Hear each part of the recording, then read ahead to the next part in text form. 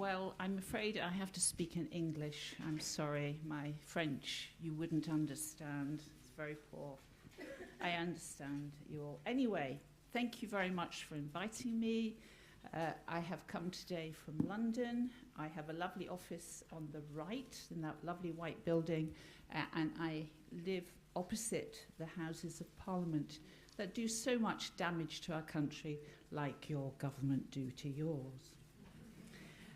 I don't have any conflicts of interest, except I'm going to talk about some of the really difficult issues we have in the UK around VTE in pregnancy, and I am leading our programme to change how we manage our women.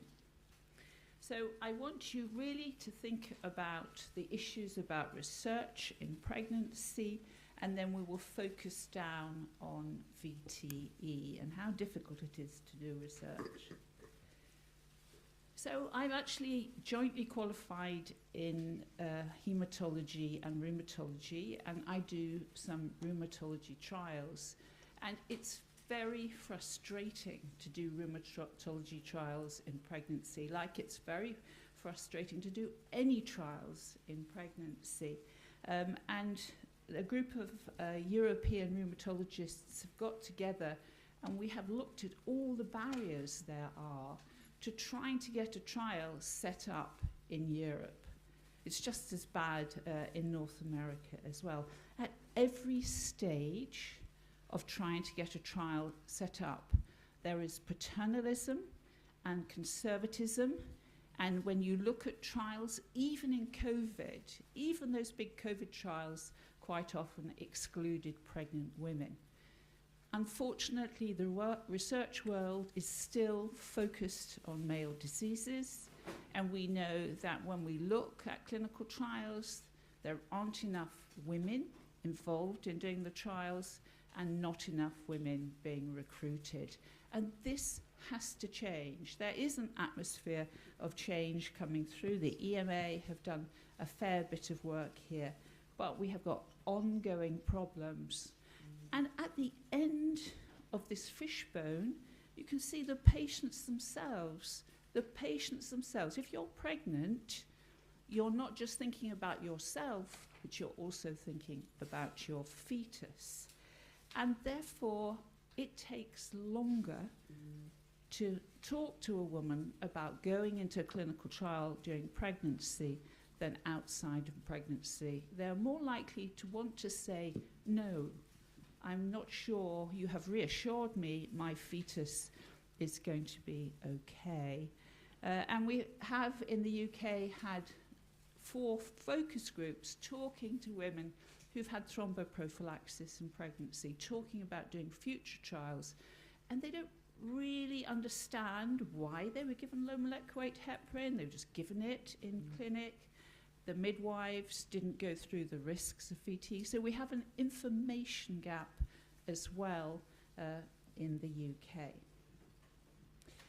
So as we focus down on VTE, we know that there are, until recently, no major trials looking at thromboprophylaxis in pregnancy. This is the Cochrane review. There's a few trials that are too small to do a systematic review or a meta-analysis. The need is there. Now, why haven't we got large randomized trials looking at thromboprophylaxis in pregnancy? Well, firstly, it's difficult because we're talking about a problem that is rare. It's 1 to 2 of 1,000 pregnancies. So if you want to look at the rates of VTE after giving thromboprophylaxis or comparing with another, you need to recruit thousands and thousands of women. And then the other problem is us. We're very conservative. The obstetricians are very conservative. They want that pregnancy to be safe. So you have to find a trial that will make the clinicians feel comfortable as well as the patients. So our current guidance for using thromboprophylaxis in pregnancy is extrapolated from non-pregnant trials. And I'm sorry, that's not right. If you think of the average human outside of pregnancy who goes into a trial, it's usually a man. And when we look in pregnancy at term, we have a woman who's in a highly prothrombotic state with 140% of normal plasma volume. So they are full of coagulation factors. They are going to behave differently. And the other thing is, we all consider low molecular weight heparin is safe. So if there's a doubt, we give it, which means in the UK, about a third of our women will get low molecular weight heparin at some time. I have a rant about these many problems in this editorial from last year. So coming to VTE in pregnancy, it is slightly different than non-pregnant. I always talk about this 70% rule. 70% on the left, they're iliofemoral, because we have that problem of May-Turner's cockets with the uterus pressing on the veins, and 70% because they have such a high thrombosis will have post-thrombotic syndrome. And then when we look at the risk factors for VTE, we have to consider how they are before they start becoming pregnant, and the pregnancy-related risk factors, which I suspect this audience know very, very well. And really, what we're doing in pregnancy, we are looking at the effects of estrogen on coagulation. That's one of the issues in pregnancy. So as pregnancy goes on, we've got really high levels of fibrinogen, or the coagulation factors are tending to go up. Von Willebrand factor is twice normal at term. Factor 8 is twice normal at term, and fibrinolysis is very different. And we all use low molecular weight heparin, and they are a major advance on unfractionated heparin, which is totally unpredictable. We've got predictable drug levels over a period of time, so we don't really need to monitor our patients unless maybe they have antithrombin deficiency, or they're very large or very small. And then we know how to manage low molecular weight heparin when we come to term. So we've got used to dealing with it. The women don't like the injections, but we as clinicians are quite comfortable in using it. How different are we in the UK from what you do here? Well, we always use weight-adjusted thromboprophylaxis. What's the evidence to do that? Nothing. But we do that because we weight adjust in all areas of thromboprophylaxis in the UK. And of course, one of our problems is our obesity rates. So you're all very petite and beautiful in France, and in England, we're all very large, and our average BMI is much higher than yours. So we're starting to question our practice of weight-adjusted thromboprophylaxis, because there's been this systematic review saying actually it makes no difference if you're larger, if you're obese. And this systematic review looking at trauma patients, you're not going to get better thromboprophylaxis with weight-adjusted, although you don't have a problem with increased bleeding. But we do actually now have some evidence, thank goodness, in pregnancy. And this is a Saskia Middeldorp study. You note that you, as a country, entered a lot of patients. And we're looking at intermediate versus low fixed dose, low molecular weight heparin in women who've had a previous VTE who are entering pregnancy. This is really a labor of love. It took her years to recruit. Thank you all. I think many of you here must have put patients in to reach over 1,000 patients. That's such a big trial in pregnancy. And we know from the results, if we look at the left, that if we look at the rates of VTE There's no difference in the antenatal period, but perhaps a slightly greater number in those who had the fixed dose. And then when we look at bleeding risk, no difference until postpartum, where we seem to have a higher bleeding risk. So we need to think about the postpartum period slightly separately from antenatally, but for us in the UK, I hope this is going to make us change this practice so that we don't give a different dose for every increment of 10 kilograms, but we just have a fixed dose, 40 milligrams of enoxaparin, 60 if you're over 100 kilograms. So let me tell you what a mess we've got into in the UK. We have postmortems on all women who die in pregnancy and the puerperium. They're mandatory, and they're done by a pathologist who specialises in pregnancy postmortems. So we know what's going on. And every 3 years, we gather the data together, and it's interrogated by this group called Embrace. And they will go and look at the patient notes to see what happened before that woman died. And unfortunately, blood clots, pulmonary embolism has become the #1 cause of death in pregnancy and the postpartum period for women in the UK. And it's higher for those ethnic minorities that we have and the low social economic groups. And we know US doesn't collect such granular data, but they too have problems with pulmonary embolism deaths in pregnancy, affecting about 10% of their deaths. I was talking to Rachel Rosowski, who's an obstetric hematologist in the States yesterday, and she's saying, I don't think we're picking them all up, and I'm sure she's probably right.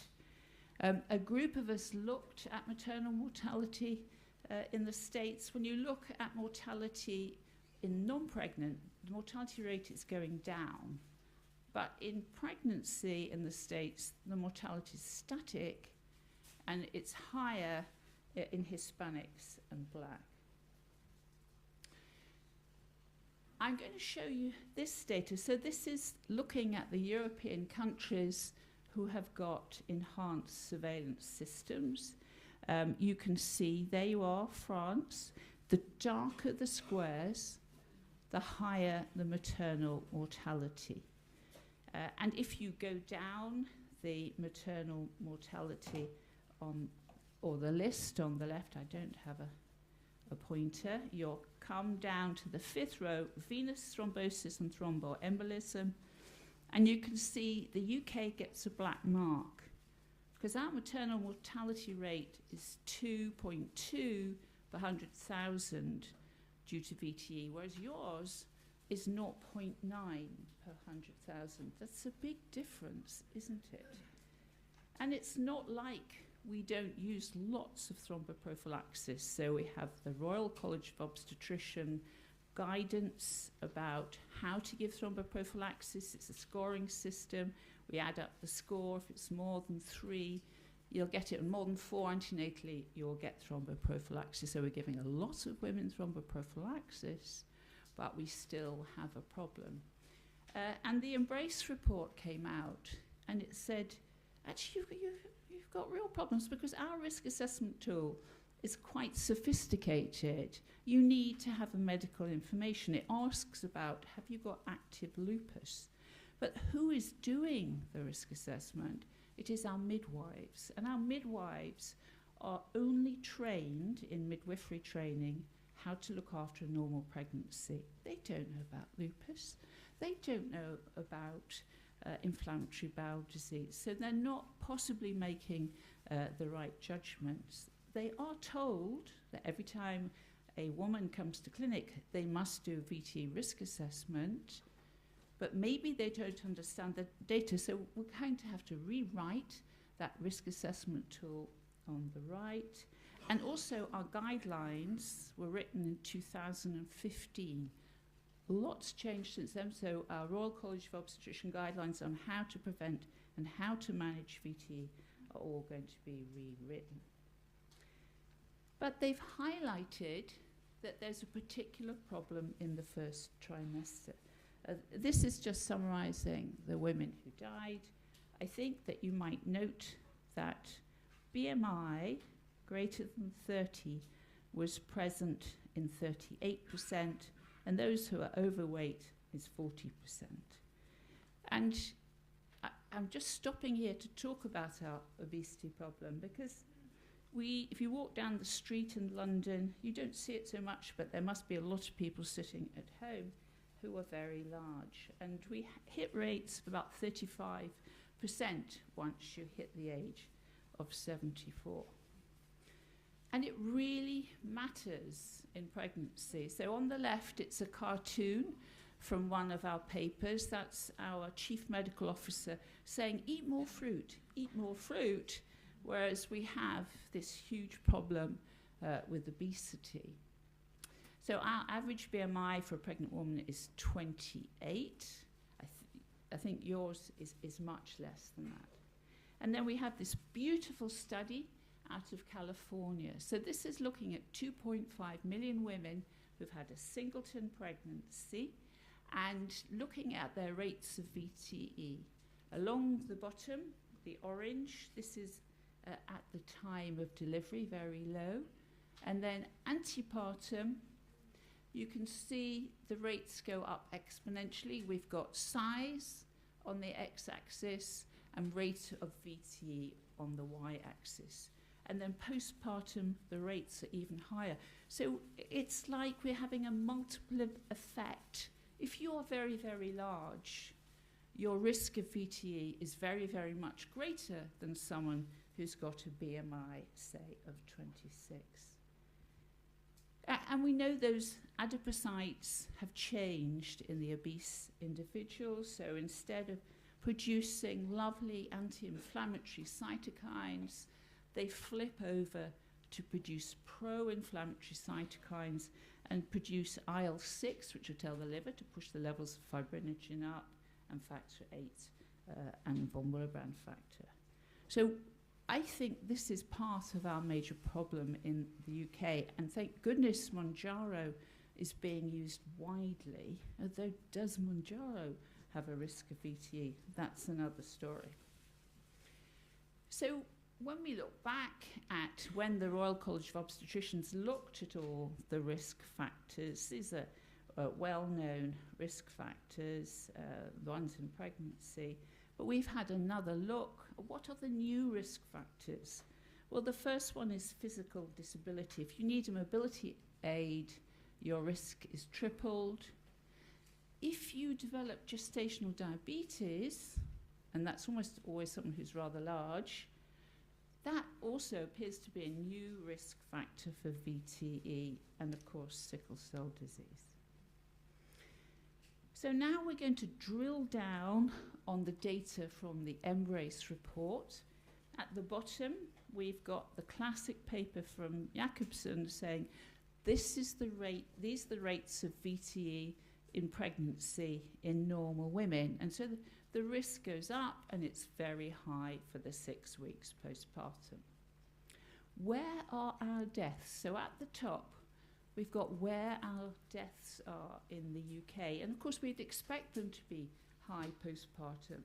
But why have we got this big number in the first trimester? A quarter of all deaths in the UK in pregnancy and puerperium are in the first trimester. Now, what's going on here?